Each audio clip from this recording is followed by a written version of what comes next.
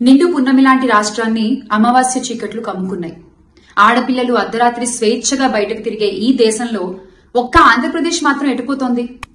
రామరాజ్యాన్ని రావణ కాష్టంగా మార్చినటువంటి ఈ కూటమి పాలనలో మతి స్థిమితం లేని అభాగ్యురాలపై అత్యాచారం, లేడీస్ హాస్టల్లో రహస్య కెమెరాలు, పసిపిల్లలు చనిపోతున్నా పట్టించుకొని వైనం, ఓట్ల కోసం గ్యారంటీలతో ప్రజల్ని బురుడి కొట్టించి అధికారంలోకి వచ్చిన ఈ కూటమి పాలనలో పసిబిడ్డలు సైతం జంకుతున్నారు. బాబొస్తే అదొస్తుంది, బాబొస్తే ఇదొస్తుంది, ఉచిత సలహాలు, ఉచిత బస్సులు ఇవేవి మాకు అక్కర్లా.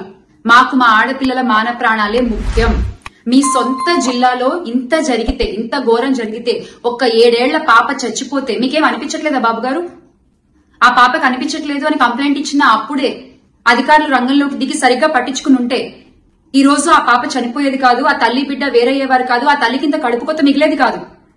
ఆడపిల్లలకి రక్షణ లేకపోవడం అనేది సిగ్గుచేటు. అన్నయ్య అన్నావంటే ఎదురవనా అంటూ ప్రచారాల సమయంలో సినిమా డైలాగులు కొట్టి అధికారంలోకి వచ్చిన ఇప్పటి నాయకులు ఈ అఘాయిత్యంపై, ఈ ఆసిఫియా మరణంపై ఏ కమిటీ వేస్తారో తక్షణమే చెప్పాలి.